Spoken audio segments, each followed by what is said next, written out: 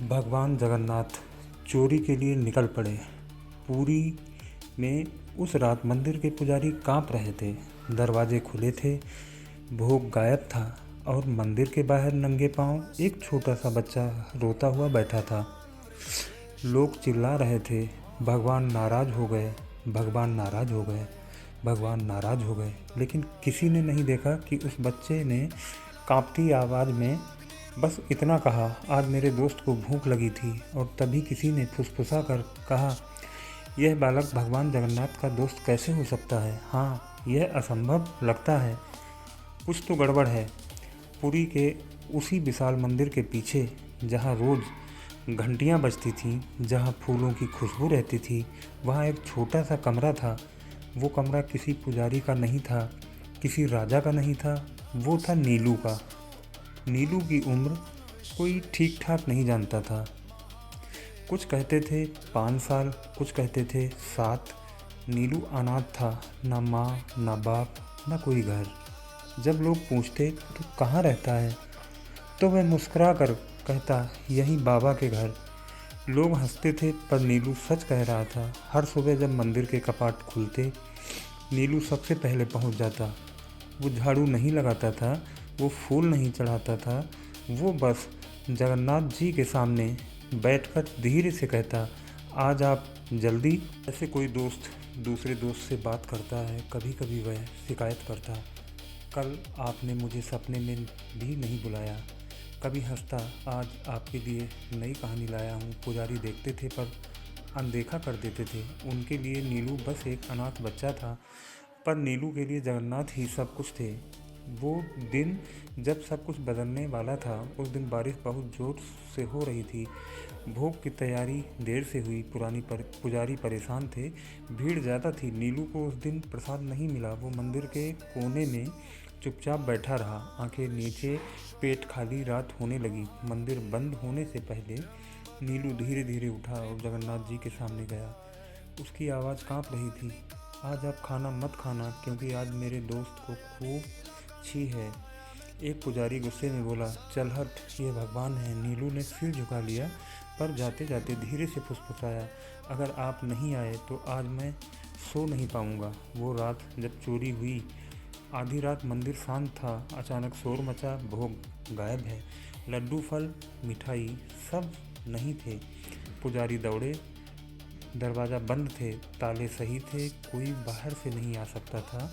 तो फिर तभी किसी ने देखा, मंदिर के बाहर नीलू बैठा था, उसके हाथ में आधा लड्डू था और आंखों में डर। भीड़ इकट्ठा हो गई, कोई चिल्लाया, भगवान चोरी करने निकल पड़े। कोई बोला, यह बच्चा चोर है। नीलू कांपने लगा। उसने बस इतना कहा, उन्होंने खुद किया। पुजारी गुस्से में बोले, भगवान खाना नहीं देते, तू चोरी करता है। नीलू रो पड़ा। उसने ज़मीन पर बैठकर जोर से कहा, आप लोग नहीं समझते। भीड़ शांत हो गई। नीलू बोला, जब मुझे डर लगता है वो आते हैं, जब भूख लगती है वो हंसते हैं। आज उन्होंने कहा तुम सो जाओ, मैं देख लूँगा। सन्नाटा। लेकिन यही कहानी ख़त्म नहीं होती। उसी पल मंदिर के अंदर से घंटी अपने आप बज उठी और जगन्नाथ जी की आंखों में जैसे चमक निकल पड़ी। पुजारी पीछे हट गए। किसी ने कांपते हुए कहा, अगर बच्चा झूठ नहीं बोल रहा तो इसका मतलब भगवान सच में किसी की मनोकामना पूरी करने निकल पड़े थे। लेकिन सवाल अब भी था, भगवान किसी की सुन लेते हैं और किसी की नहीं। ऐसा क्यों? क्या अगला दिन नीलू के लिए चमत्कार लाएगा या सबसे बड़ी सज़ा? जब लोगों ने सोचा अब अच्छा होगा, लेकिन भगवान ने सब कठिन रास्ता चुना। अगली सुबह जब सबको लगा अब चमत्कार होगा, पूरी में सुबह होते ही खबर फैल गई, रात भगवान ने भोग खुद बाहर भेजा। एक बच्चे के लिए भगवान चले आए। तब तो इस बच्चे की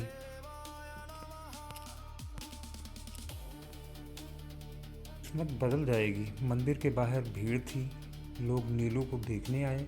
कोई सिक्का दे रहा था, कोई मिठाई, कोई सिर पर हाथ फेर रहा था। नीलू बस चुप था। वो बार बार मंदिर के दरवाजे की तरफ देख रहा था, जैसे किसी का इंतज़ार हो। नीलू की एक ही जिद। एक पुजारी ने पूछा, बोल बेटा, क्या चाहिए? नीलू ने सिर हिलाया, कुछ नहीं। नीलू बोला, बस आज रात भी वो आएंगे ना। पुजारी चुप हो गया क्योंकि वो नहीं जानता था कि भगवान हर रात किसी के लिए आते हैं या नहीं। पहला झटका जब सब उल्टा हो गया। दोपहर होते होते मंदिर समिति की बैठक हुई। कुछ बुजुर्ग पुजारी बोले, यह बच्चा गलत परंपरा बना रहा है। लोग भगवान से दोस्ती समझने लगेंगे। भक्ति डर से नहीं, नियम से चलती है। और फिर फैसला हुआ, नीलू को मंदिर से निकाल दिया जाएगा। शाम होते ही एक पुजारी नीलू के पास आया। अब तुम यहाँ नहीं रह सकते। नीलू ने धीरे से पूछा, तो वो मुझसे कहाँ मिलेंगे? पुजारी ने जवाब दिया, वो पल जब सबको लगा अब अच्छा होगा। लोगों ने सोचा अब बच्चा बाहर जाएगा, कोई सेठ उसे गोद ले लेगा, अब इसका जीवन सुधरेगा। लेकिन किसी ने नहीं देखा कि नीलू मंदिर के बाहर पत्थर पर बैठकर खामोशी से रो रहा था।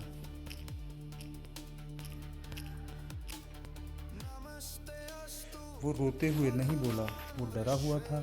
रात जब भगवान नहीं आए, पहली बार नीलू मंदिर के अंदर नहीं था। वो बाहर बरामदे में लेटा था।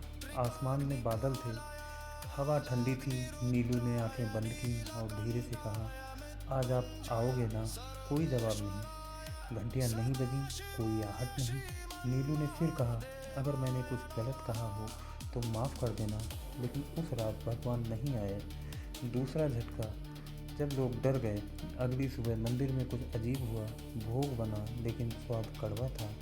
पुजारी हैरान। फिर दूसरे दिन फूल मुरझा गए। तीसरे दिन घंटियां अपने आप बीच में रुक गईं। लोग फुसफुसाने लगे, बाबा नाराज हैं। बच्चे को निकालना ठीक नहीं हुआ। लेकिन तब तक नीलू कहीं और जा चुका था। नीलू का नया रास्ता, जहाँ सबको लगा अब अच्छा होगा। एक सेठ ने नीलू को अपने घर ले लिया। बड़ा घर, नरम बिस्तर, भरपेट खाना। लोग बोले, देखो भगवान ने दे दिया, अब सब ठीक है। लेकिन पहली रात नीलू बिस्तर पर बैठा रहा, खाना नहीं खाया। सेठ की पत्नी बोली, क्या हुआ? नीलू बोला, यहाँ वो नहीं आते। सब हंस पड़े।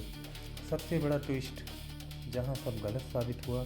तीसरी रात नीलू तेज बुखार में कांप रहा था। डॉक्टर आए, दवा दी, लेकिन नीलू बार बार बड़बड़ा रहा था, मैं गलत जगह आ गया, वो मुझे यहाँ नहीं ढूंढ पाएंगे। सेठ डर गया।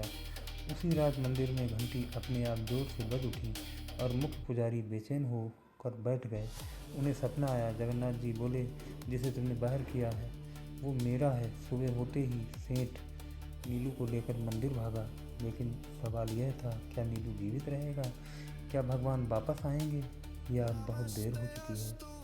और सबसे बड़ा सवाल, क्या हर बार भगवान जल्दी सुनते हैं? तो वह अच्छा ही होता है। जब भगवान समय पर नहीं आए और सब ने मान लिया कि अब बहुत देर हो चुकी है। वह सुबह जो किसी की ज़िंदगी बदल देती है। सुबह का सूरज निकला, लेकिन पूरी की हवा में शांति नहीं थी। मंदिर के बाहर लोग चुप थे। कोई घंटी नहीं, कोई मंत्र नहीं। सेठ की गाड़ी मंदिर के सामने रुकी। नीलू अंदर था, कमज़ोर, तपता हुआ, आंखें अधखुली। मुख्य पुजारी आगे बढ़े, जल्दी करो, डॉक्टर को फंसाए, बच्चे की हालत बिगड़ रही है। नीलू ने अचानक आंखें खोली। उसकी आवाज़ बहुत धीमी थी, आज वो आएंगे? किसी के पास कोई जवाब नहीं था। मंदिर के अंदर, जहाँ सब कुछ गलत लग रहा था, नीलू को गर्भगृह के पास लाया गया। वो जगह जहाँ आम लोगों को जाने की इजाज़त नहीं होती है। पुजारी काँप रहे थे, ऐसा पहले कभी नहीं हुआ था। नीलू ने आंख बंद की और बहुत धीरे से बोला, नहीं आए। अगर आप नहीं आए तो मैं सो जाऊंगा। यह सुनकर एक बुजुर्ग शिवायत रो पड़े। जब लोगों ने पहली बार भगवान से सवाल किया, भीड़ के एक आदमी चिल्लाया, अगर भगवान दोस्त हैं तो अब कहाँ हैं? किसी और ने कहा, क्या भगवान बंदों से भी दोस्ती करते हैं? पहली बार पुरी में लोग भगवान से सवाल कर रहे थे और भगवान अब भी चुप थे। वो क्षण जब सबको लगा अब अंत है, नीलू की सांसें तेज हो गईं, हाथ ठंडे पड़ने लगे। डॉक्टर ने हिलाया, कुछ नहीं कर सकते। सेठ की पत्नी फूट फूट कर रो पड़ी। पुजारी ने आंखें बंद कर लीं। अगर भगवान होते तो उन्होंने इसे नैन क्यों दिए? और उसी पर नीलू मुस्कुरा दिया, बहुत हल्की मुस्कान। उसने फुसफुसा कर कहा, वो आ गए। सब चौंक गए। कहाँ? किसी ने पूछा। नीलू बोला, पीछे। उसी पल मंदिर के भीतर तेज हवा चली, दिए कांपने लगे, घंटी अपने आप बज उठी, लेकिन जगन्नाथ जी की मूर्ति हिली नहीं। कोई चमत्कार नहीं, कोई रोशनी नहीं। लोग भ्रम में थे, अगर भगवान आए तो दिख क्यों नहीं रहे हैं। सबसे दर्दनाक मोड़, नीलू की सांस अचानक थम गई। डॉक्टर ने कलाई छोड़ी, धीमी आवाज़ में बोला, अब नहीं। मंदिर में एक साथ कई चीखें उठी। सेठ घुटनों पर गिर पड़ा। पुजारी फूट फूट कर रोने लगा, और उसी पल एक पुजारी ने कांपती आवाज़ में कहा, अगर भगवान दोस्त थे तो उन्होंने इसे मरने क्यों दिया। चुप्पी जो जवाब से ज़्यादा भारी थी। नीलू का शरीर शांत था, चेहरे पर डर नहीं था, बस एक अजीब सी शांति। मंदिर के बाहर लोग बैठ गए, कोई बोल नहीं रहा था। पुरी ने पहली बार भगवान की चुप्पी को इतना भारी महसूस किया। सवाल जो अब सबके थे, क्या भगवान देर कर गए? क्या दोस्ती भी नियमों से हार गई? क्या भगवान सिर्फ देने आते हैं या कभी लेने भी? और सबसे डरावना सवाल, अगर भगवान ना आए तो विश्वास का क्या? रात होते ही मुख्य पुजारी को एक और सपना आया, लेकिन इस बार भगवान मुस्कुरा नहीं रहे थे। उन्होंने बस इतना कहा, तुम सब ने सोचा मैं देर कर गया, लेकिन तुम नहीं जानते, मैं उसे लेने नहीं छोड़ने आया था। मैं उसे